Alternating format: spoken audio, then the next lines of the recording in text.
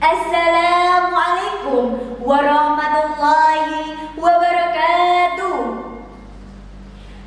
Nuwun kawilujengan miwah katentreman ugi tansah kajiwa kasarira dening kula saha panjenengan sedaya.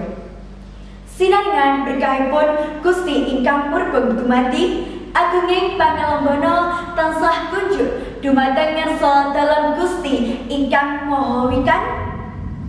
Inggih awit saking kanugrahanipun kula saha panjenengan sedaya saged pepanggihan wonten ing papan saha adicara menika kanthi wilujeng nir ing sami kala.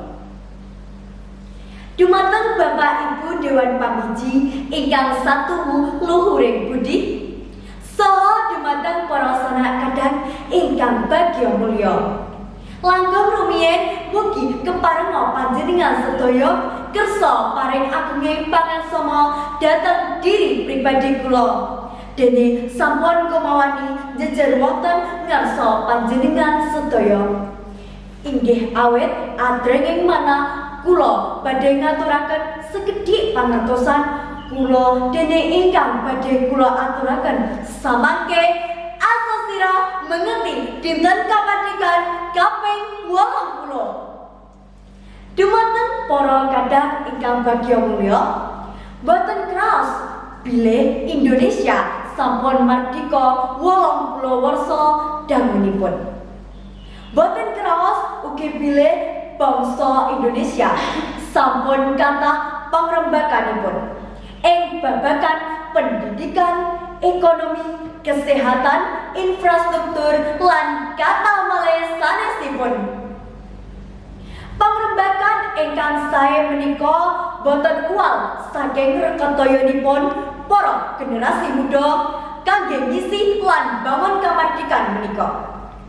Wonten ing dinten kamardikan menika sejatosipun minangka dinten kangge ngucapaken raos syukur tumrap menapa ingkang sampun saged dipun gayuh dening bangsa Indonesia. Nanging kita boten angsal gumedhe.